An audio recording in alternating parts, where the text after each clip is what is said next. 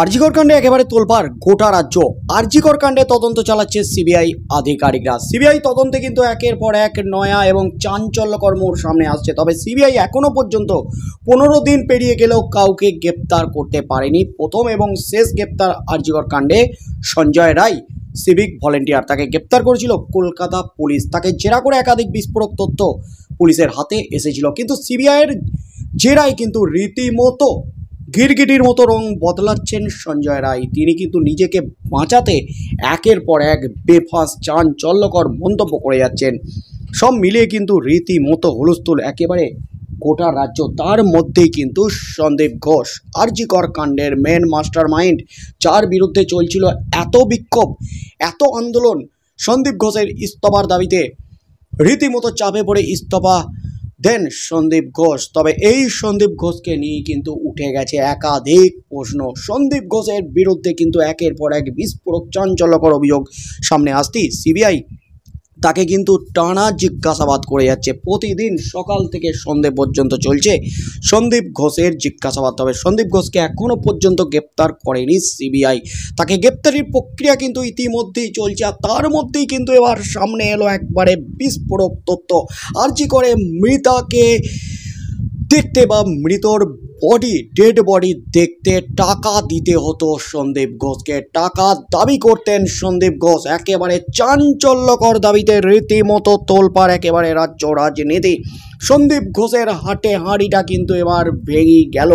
আরও চাপে রাজ্য। আরজিকরের মতো একটা সরকারি হাসপাতাল, মেডিকেল কলেজ, সেখানে কেন টাকা দিতে হবে মৃতদেহ ছাড়াতে গেলে, মৃতকে দেখতে গেলে? এমনই কিন্তু প্রশ্ন উঠে গেছে এবার রাজ্যে। এই কালো টাকা সাথে কোন কোন প্রভাবশালী লিঙ্ক ছিল, সন্দীপ ঘোষের সাথে কার কার লিঙ্ক ছিল, সেই তথ্য, সেই নাম জানার চেষ্টা চালাচ্ছে সিবিআই আধিকারিকরা।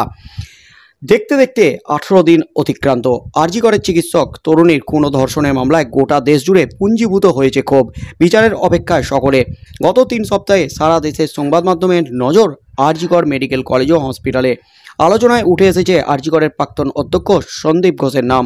প্রতিদিন সিবিআইয়ের জেরার মুখে পড়ছেন সন্দীপ। তবে এখনও পর্যন্ত গ্রেপ্তার হয়নি বিতর্কের কেন্দ্রবিন্দুতে থাকা আরজিকরের প্রাক্তন অধ্যক্ষ। সেই নিয়েও প্রশ্ন তুলেছেন তৃণমূলের second in command Abhishek Banerjee. ঘটনার তদন্তে উঠে এসেছে হাসপাতালের নানান অনিয়ম, দুর্নীতির কথা। সন্দীপ ঘোষের বিরুদ্ধে বায়োমেডিকেল বর্জ্য বাইরে বিক্রির অভিযোগ উঠেছে। রয়েছে সিসিটিভি বসানোর ক্ষেত্রেও টাকা হাতানোর অভিযোগ।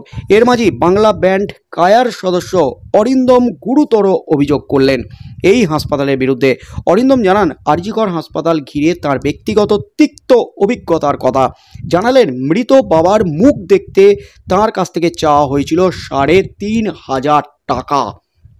এমনই কিন্তু বিস্ফোরক দাবি করলেন বাংলা ব্যান্ড কায়ার সদস্য অরিন্দম, গায়ক অরিন্দম। তিনি যা দাবি করলেন তাতে কিন্তু চক্ষু চড়ক গাছ একেবারে রাজ্যবাসীর। কিভাবে সিন্ডিকেট টাকা তুলতেন এই সন্দীপ ঘোষ। মৃত বাবার মুখ দেখতে তার কাছ থেকে চাওয়া হয়েছিল 3,500 টাকা।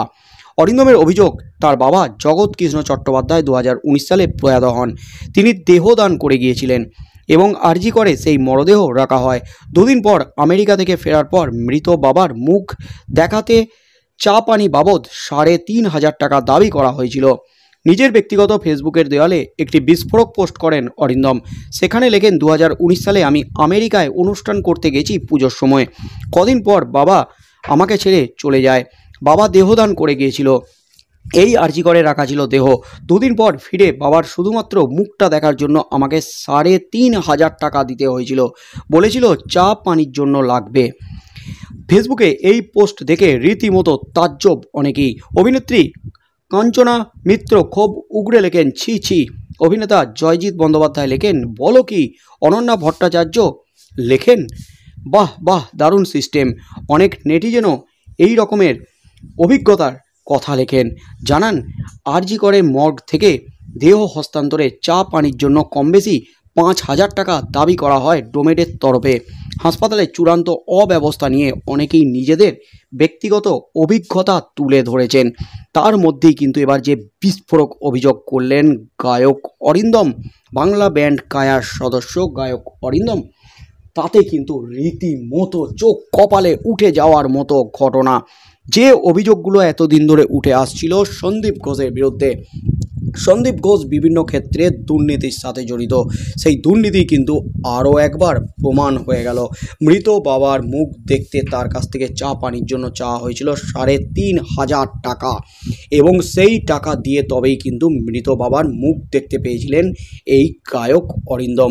এবং সবথেকে চাঞ্চল্যকর তথ্য হলো হাসপাতালে বর্জ্যপদার্থ থেকে শুরু করে ওষুধ থেকে শুরু করে একাধিক ক্ষেত্রে দুর্নীতি, এমনকি মর্গ থেকে ডেড বডি ছাড়াতে ৫ থেকে ৫,৫০০ টাকা দিতে হয় ডোমেদের। চূড়ান্ত অব্যবস্থার চিত্র কিন্তু সামনে আসছে। আর এই টাকা শেষ পর্যন্ত কার হাতে যেত? সন্দীপ ঘোষের মাধ্যমে কোন প্রভাবশালীদের হাতে যেত? কোন কোন মাথাকে দিতেন এই কোটি কোটি টাকার ভাগ? কারণ একটা ডেড বডি সারা দিনে কত মানুষের মৃত্যু হচ্ছে আরজি করে, এবং সেই সমস্ত মৃত মানুষের কাছ থেকে ডেড বডি বিক্রি করে সেখান থেকে টাকা তুলে সেই কোটি কোটি টাকার ভাগ যেত কাদের কাছে? হাসপাতালের যে দুর্নীতি, আরজি করের যে দুর্নীতি, এই দুর্নীতির তদন্ত চালাচ্ছে সিবিআই আধিকারিকরা। এই তদন্তেও কিন্তু একাধিক বিস্ফোরক তথ্য হাতে পেয়েছে সিবিআই। সন্দীপ ঘোষের বাড়িতে টানা তল্লাশি চালিয়ে একাধিক সবুজ ব্যাগ উদ্ধার করেছে। সেই ব্যাগে কিন্তু একেবারে ঠাসা নথি, চাঞ্চল্যকর নথি। সেই নথিগুলি খতিয়ে দেখছে সিবিআই আধিকারিকরা, এবং সেই নথিগুলি খতিয়ে দেখে কি কি তথ্য হাতে আসে, এই দুর্নীতির সাথে সন্দীপ ঘোষের সাথে কোন মাথারা জড়িত, কার হাত ছিল সন্দীপ ঘোষের মাথার উপর, কার সহায়তায় এই ধরনের দুর্নীতি চালাতে সাহস পেয়েছেন সন্দীপ ঘোষ, সেই মাথার নাম কবে সামনে আসে? সন্দীপ ঘোষকে জেরা করে তার পেট থেকে কথা বের করতে পারে কিনা সিবিআই? যে সমস্ত অভিযোগ করা হচ্ছে আরজি কর নিয়ে সন্দীপ ঘোষের বিরুদ্ধে, সেই অভিযোগ কতটা সত্য? সন্দীপ ঘোষকে জেরা করে কি কি তথ্য উঠে আসে?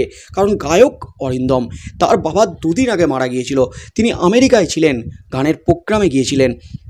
2 দিন পর যখন আরজি করে তিনি তার বাবার মুখটা দেখতে চাইলেন, শুধু মুখ দেখানোর জন্য ৩৫০০ টাকা দিতে হলো। কেন দিতে হলো? একটা সরকারি হাসপাতাল, এভাবে কেন টাকা দিতে হবে? এই প্রশ্নটাই কিন্তু উঠে গেছে। রীতিমতো কটাক্ষ করতে শুরু করেছে বিভিন্ন বিশিষ্ট মানুষ থেকে শুরু করে বাংলার সাধারণ মানুষ। আরজি করের এই দুর্নীতির পিছনে কিন্তু সন্দীপ ঘোষেরই হাত ছিল, এমনই কিন্তু বিস্ফোরক দাবি দীর্ঘদিন ধরে উঠছে সন্দীপ ঘোষের বিরুদ্ধে। হাসপাতালের ডেপুটি সুপার তিনি কিন্তু মামলা দায়ের করেছিলেন কলকাতা হাইকোর্টে।